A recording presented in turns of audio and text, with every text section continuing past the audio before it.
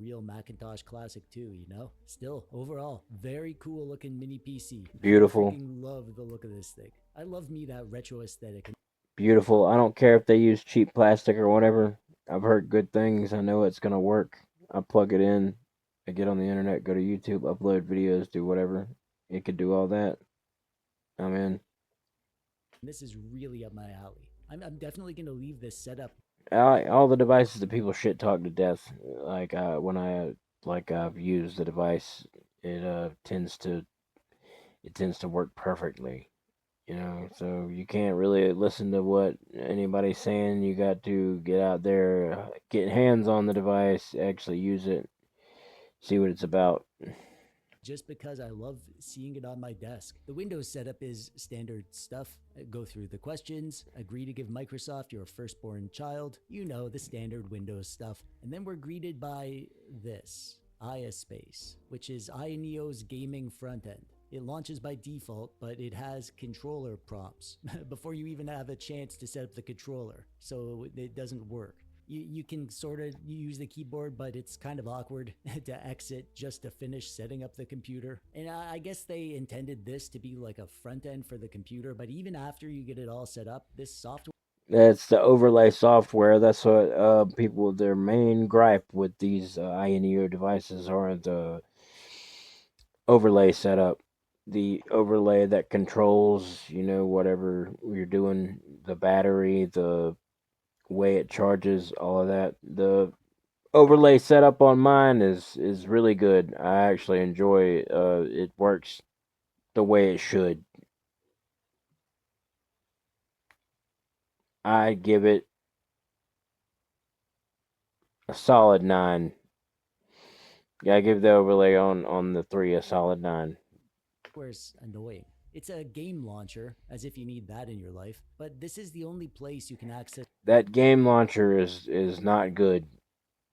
the power management options like the TDP controls. So you're kind of forced to use That's a gripe that I do have. That game launcher not good.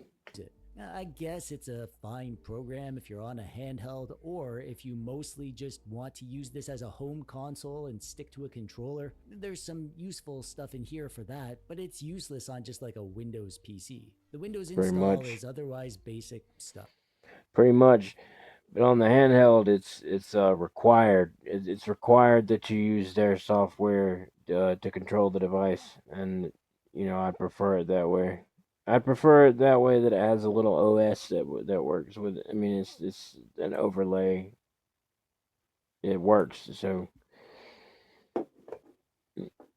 We do get a nice fancy retro looking desktop wallpaper though, so it gets points for that. As for how it works, let's do some benchmarks. In Cinebench R23, which is a CPU intensive task, I got a multi-core score of 8,572 and a single core score of 1,200 something.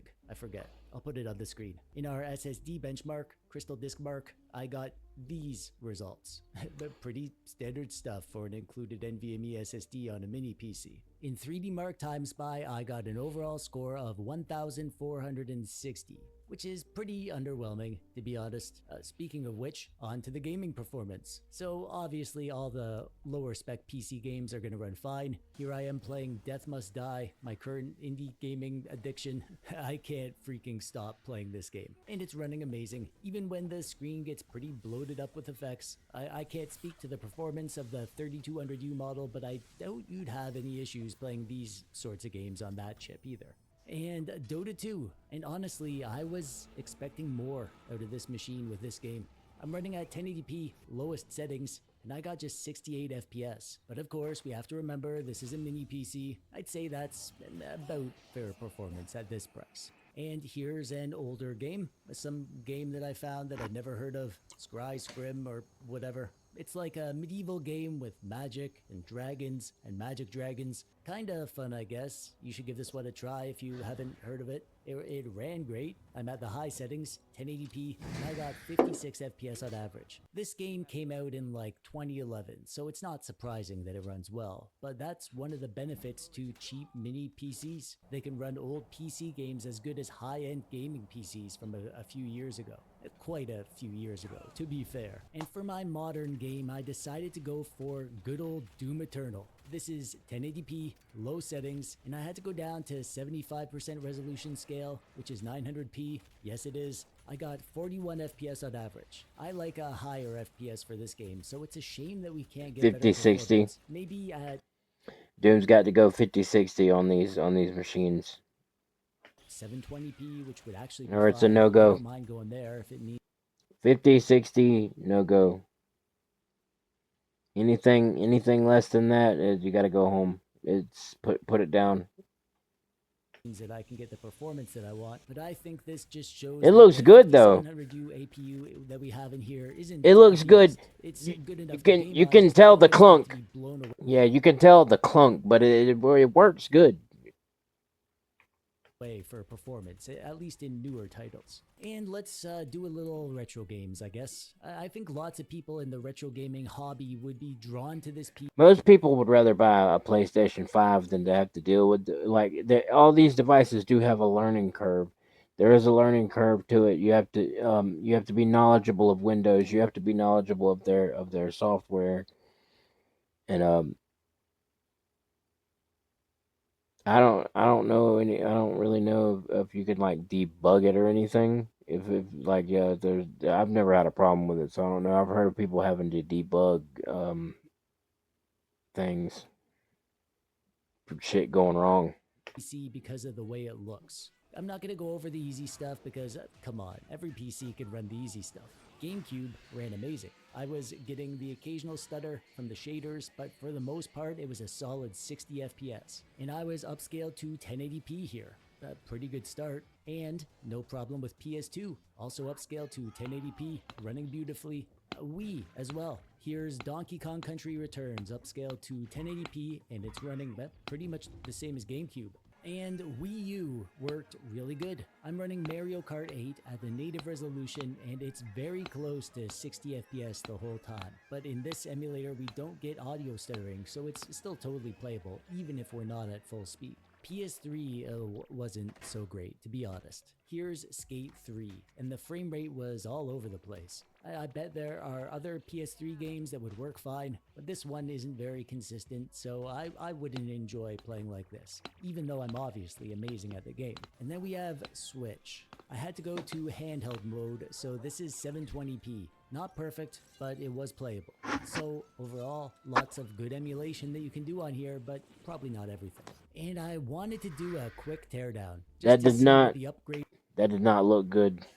Experience is like. For context, this is When it went to Wii U and Switch, no. PS3, absolutely not. It was trash. what it's like to access the internals of that Ace Magic mini PC that I reviewed recently. But upgrading on this AM01 is some next level nonsense. To start, one of the This is what I've heard as well, that it's very, screws holding in the it's the thing if you open one of these up, it's like opening up one of those like Swiss like a cuckoo clock. There's just layers upon layers of microchip and hardware. bottom panel was stripped on my unit. It took some serious wrestling to get this out. Then it was guitar pick time. Once I got in, I found that there's nothing you can access in here. No big deal, I thought. I'll just take out the screws holding the motherboard in, and I'll be able to pull that out and access the underside. I took out every screw that I could find on the motherboard, but it wasn't going anywhere. I even had to resort to reading the instructions, like some sort of boomer. What has my life become? So, okay, I got the fan off, I can access all the screws, but now I see it. There is a secret fourth hidden screw holding that motherboard in, and it's underneath the heatsink. Even the manual doesn't show this screw. It just says take out the 3 screws, but no, there's 4 screws. And the only way to access that 4th screw is to remove the heatsink. The freaking heatsink on the CPU with the thermal paste all exposed and everything, and they sell this as a bare bones kit. They expect people to buy this and then have to deal with this just so they can use their PC. That is not cool, man. Anyways, yeah, God damn. change the RAM, put an SSD in, well, all that. Welcome to No Man's Sky Breach. Stuff, whatever. So, do I like the AM01 and do I recommend it? Is the question of the day. Kinda. There are quite a few things that I It's cute but quirky. like about it. Obviously, I love the look of it. As mini PC products go, this thing is absolutely the coolest little computer that I've ever set my eyes on. I love the Mac 2 retro vibe, and that alone is reason enough to want this on my desk. Combine this with a retro keyboard and mouse, and you got yourself a super retro feeling computer. I have other more powerful mini PCs, but this one is already at the top of my favorites list purely because of the way it looks. It doesn't have amazing performance, about standard for these components, and a bit behind the pack compared to other products at this price point. But I don't care. I don't expect face-melting gaming performance from a, $300 mini PC, so I'm willing to just think of this as a PC that should be used to play lower spec games, older games, and retro games. Maybe a few easier modern games, I guess. And at that, it does just fine. There are a few missteps, like the obnoxious upgrade process, the useless bundled software, and I really wish the PC could be stood up like a computer. But those gripes aside, I'm really into this product. It's a good first attempt at a mini PC by Ioneo, and I hope they make more of these things because Ioneo makes unique stuff, which isn't something that we get from lots of companies these days. Absolutely true. No innovation comes with these devices sometimes. Like I think that the Steam Deck is very ugly. I wouldn't use it. I wouldn't use it just based on how it looks. That's just how I feel. That's my opinion. I wouldn't use it based on just how it looks. If you'd like to pick up your own AMO1, the Indiegogo campaign is live right now, and I'll include a link in the description I can do the same thing with the Slide or the 3 or Rogue Ally X. below. And that brings us to the end. Thanks And for watching and stuff. If you like they're actually attractive devices. this video, then check out this video, my review of the Ace Magic S1, another cheap mini PC that I checked out recently, and I liked it a lot. There's a link on the screen right now, and down there in the description below. And you can go watch it now, because we're done. I'm, I'm scared.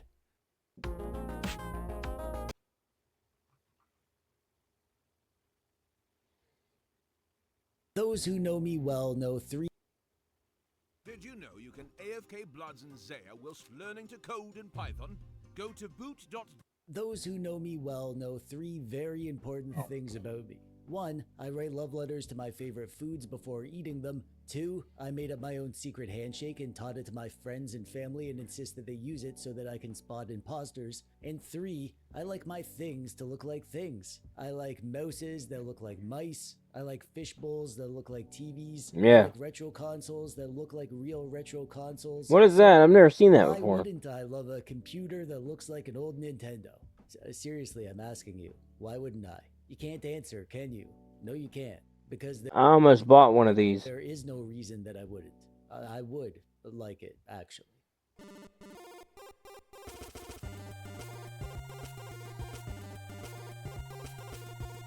Ioneo has been freaking killing it with their mini PCs lately. First, they came out with the AMO1, which was my favorite mini PC. I did a review of it, and recently I turned it into my dedicated DOS emulation PC. Did you see that video? That was a fun one. Definitely check that out if you're into DOS stuff. I loved that PC because of the retro style. It's the guts of a modern computer in a case that makes it feel like an old PC. That's the same reason that I love all my NES and Game Boy DMG colored retro handhelds, even the more powerful ones. I like them to look like old tech. I'm just an old man, really. I enjoy things I remember. So when I saw this, I knew that I had to have it. I didn't care if it was good or bad. I didn't care Absolutely feel him on that. what the specs were. I just That's how I felt about the Slide. It's just like, dude, I want the little keyboard on it. I don't care. Like, I don't care if there's like 2 or 3 trade-offs. I'll get used to it and I'll adapt to it, and it's amazing. knew that I needed it more than life and root beer itself. So Just like he said, dude, it's the aesthetics and the beauty of a device will attract you to it, whether it works or it works the way you need it to.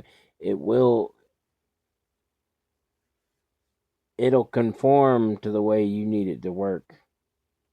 That's what I'm saying. Like, these devices are for people that are knowledgeable of computers and circuitry and whatnot. I reached out to Ioneo and I begged them to send me TDP and RAM allocation, stuff like that. went to review, and to my astonishment, they did, and now I'm gonna do that. iNeo's products have always had a nice unboxing experience. There's a nice Absolutely true. The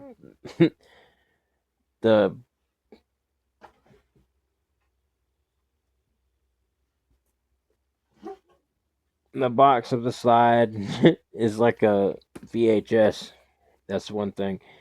I loved it. I loved like I showed my brother this. I showed my brother the box before I showed him the actual slide, and he's like, "Why are you showing me boxes?" And I'm like, "Dude, it's a freaking VHS. It's a fucking VHS, man. Come on."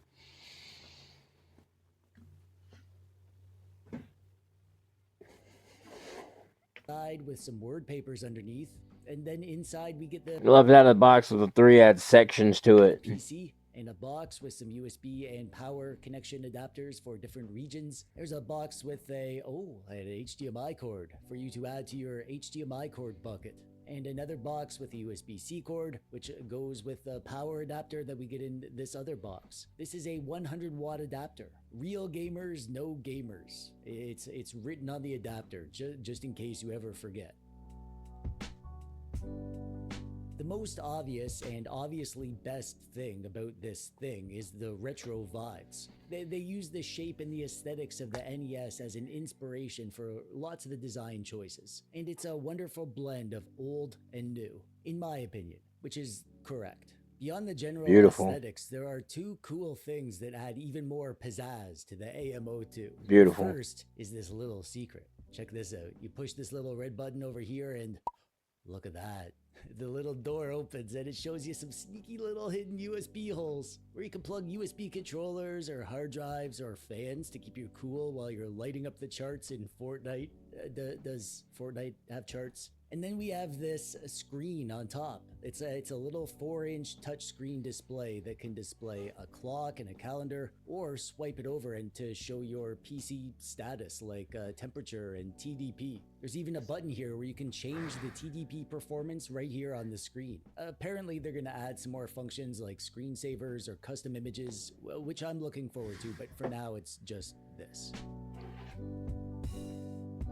So we have that button on top that opens the secret door, and then in there we have one USB-C hole, 2 USB-A holes, and a headphone hole, and there's a power button there. Around back we have 2 more USB-A holes, and a DisplayPort hole, HDMI hole, 2 Ethernet holes, and a power plug hole, and a bit of ventilation on the top and on the back and underneath.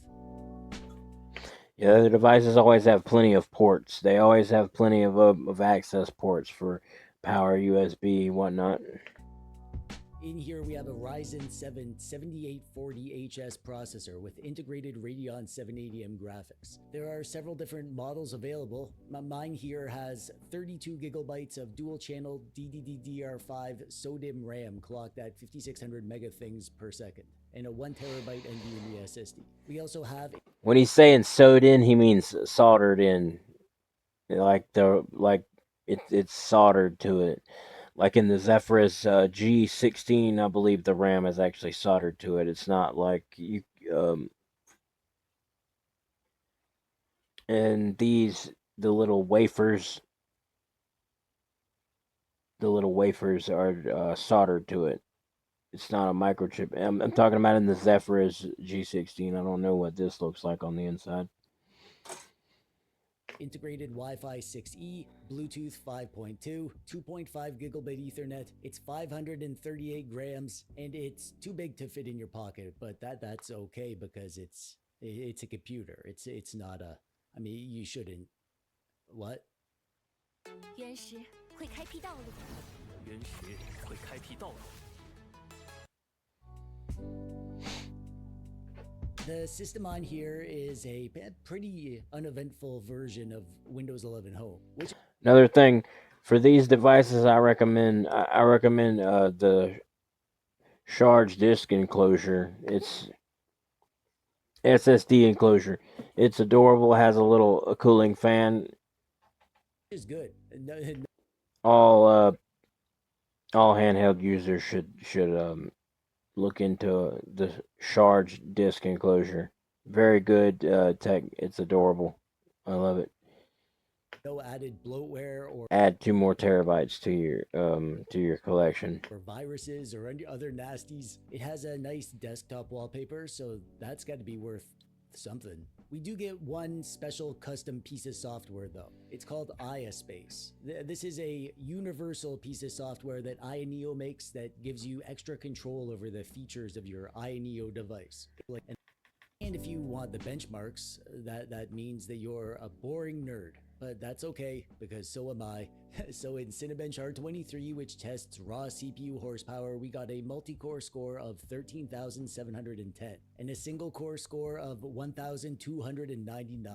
That is a seriously impressive Cinebench score for a mini PC. In 3D Mark Time Spy, which tests 3D graphics and gaming potential, we got a score of 3,388, which is, again, really freaking impressive for a mini PC. And in Crystal Disk Mark, I got these results, which again are pretty good.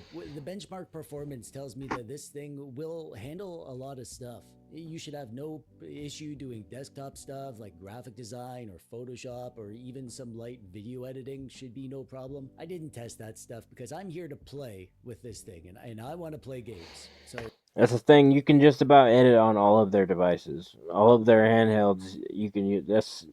This is the thing. All of this is brought to you by. All of this is brought to you by the all this is brought to you by this hefty man.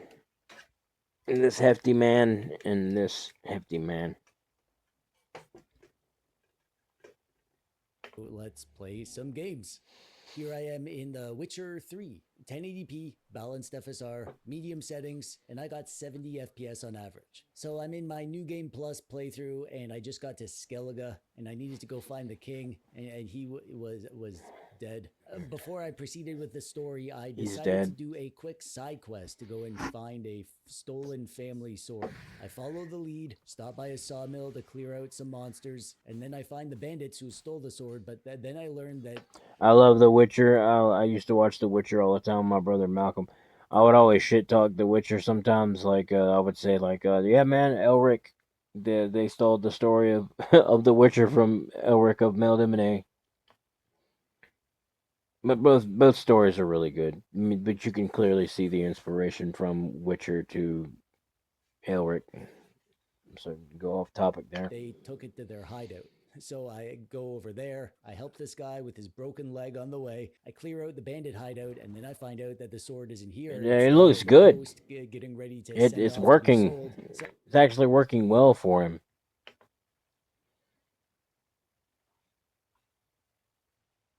and then I bring it back and I find the guy and I return the sword and complete the quest. That was supposed to be a quick side quest and it took like an hour. That's the thing about this game. If you let yourself get sidetracked, you'll end up spending ages following little quests here and there. And Absolutely. that's not a bad thing at all. I love that. And then I fired up Ghost Recon Breakpoint. This is 1080p, medium settings, and I got 54 FPS on average. I always loved the Ghost Recon series. I played Absolutely the original games great. on the PC back Great. in the day, and I love the Advanced Warfighter series on Advanced the Xbox Warfighter, 360. dude. I was about to say the Ghost Recon Advanced Warfighter. Where you're at war with Mexico. It's bomb. I also played quite a bit of Fire. Wildlands, and at Breakpoint, I know most people didn't like it, but apparently it's improved a lot since launch. Most of the issues that people had with it have been addressed, apparently. This is one of the benefits of being a patient gamer. It looks good. After I've actually never seen gameplay from this Ghost Recon, and it looks amazing. they've been out for a while and all It looks amazing on this mini PC. patched up, and then you buy it on sale with all the DLC bundled in. You get the best experience of the game that way. In my top 10 games on the Steam Deck video, I showed Pal World running, but I was pretty negative about it, and I got called out. A few people in the comments were like, what the heck? And they were kind of right. I had only played the game for like 10 minutes, and I didn't really give it a chance, and I kind of was negative for no good reason. And I thought I should actually play the game for a bit before I start throwing shade. And you know what? I had fun. First of all, it runs okay. I'm on the medium settings, 1080p, and there were a few areas of slowdown, but it was playable and enjoyable. I did the survival crafting thing. You know, I collected supplies and built some tools, and then I was looking for a spot for a base, and I came across this thing, and I didn't want to mess with him. I built a tiny house. It's not really my kind of game, but I can see the appeal, I guess. And it plays great on the iNeo AM02 mini PC, so it's got that going for it. Let them move. Let them dance. Let them animate this guy, that thing, in a... This is called Metal Hellsinger, and this is my first time playing it. At first, I thought it was supposed to be like a standard kind of hardcore shooter, you know, like a Doom clone. Man, I haven't used that term in a while. But this game has a unique twist on it. It's half boomer shooter, but half like rhythm game. Yeah, rhythm. It has Serge from fucking System of a Down, dude. I've always wanted to play this game right here, dude. Time your attacks to the beat. I forgot about this. Really early on in the game, I realized my timing was off, and that's because my display capture introduces latency. However, I kind of got the hang of it and was able to compensate a bit, and I was having a blast. This is such a perfect combination of gameplay styles. Moving and shooting, but also trying to time your shots and attacks to the beat. Honestly, I can't wait to install this on my main PC and max out the settings and play it with the music freaking pumping. And since this is a retro style mini PC, I knew I'd get my butt kicked in the comments if I didn't do some emulation. I used my Kinhank Hyperspin Games drive that I reviewed recently. I love this drive. It's 12 terabytes freaking packed with retro games, all set up and ready to rock.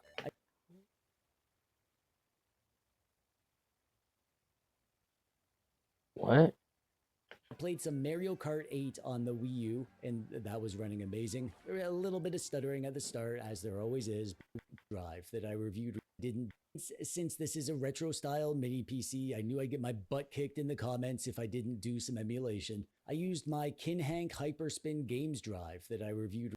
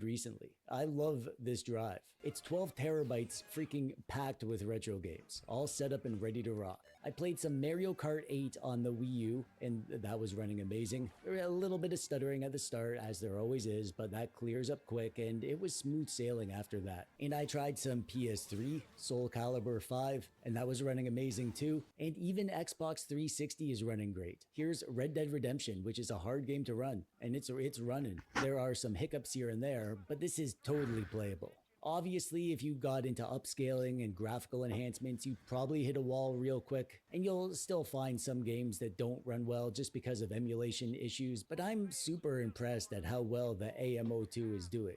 If you wanted this as a It looks dedicated great. emulation PC, you know, to pair with like an emulation drive like this Hyperspin drive, that would be an awesome setup because everything runs and it looks the part. And finally, it's time for the mini PC report card.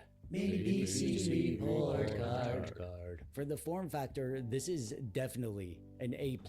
I absolutely love the look of this thing. For an old Yeah. man like me, having a mini PC that looks like an old Nintendo is so dang cool. It would look amazing on your desk or under your TV, anywhere really. In terms of I/O features, I'm giving it an A. It has all the holes you need. However, it would get an A+ if it had 2 more USB-A holes around back and maybe 1 additional USB-C hole around back so that you could have 1 for power and 1 for USB-C stuff. For the noise, I'm going to give this a B.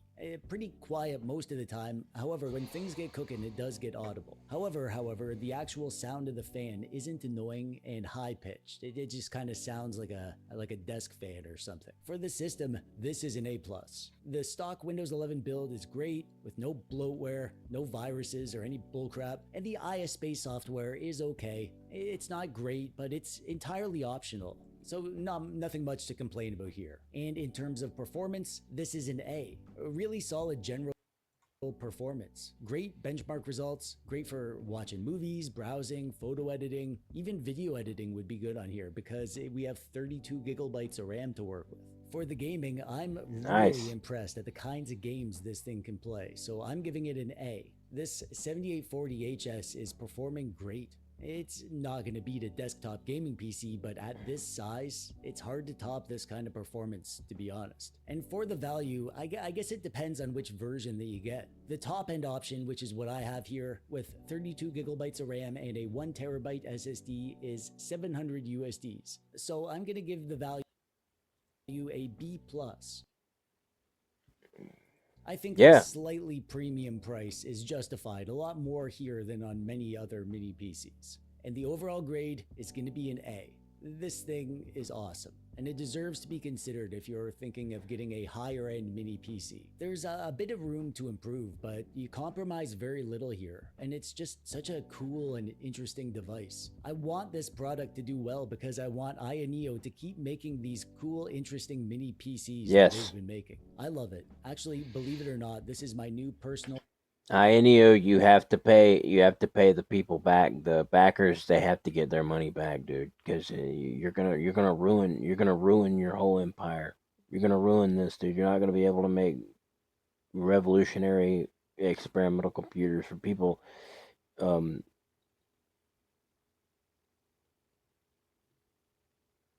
Just get the backers right. Get the backers right. Send them their products. Help them out. Respond to their emails. Refund people. Give me my retro case for my INEO slide that I ordered and never got. Help a brother out and help yourself. Help yourself, INEO. Someone translate this to them in Chinese that they need to straighten up and fly right. Because they're amazing otherwise. favorite mini PC. This is the one that I'm going to be using from now on until something replaces it. I love how it looks. I love it on my desk. I love how it works. And I love you for watching this video and clicking the thumbs up button and subscribing for more videos like this and for watching more of my videos when you're done here and for being you because you're great. And that's it from me.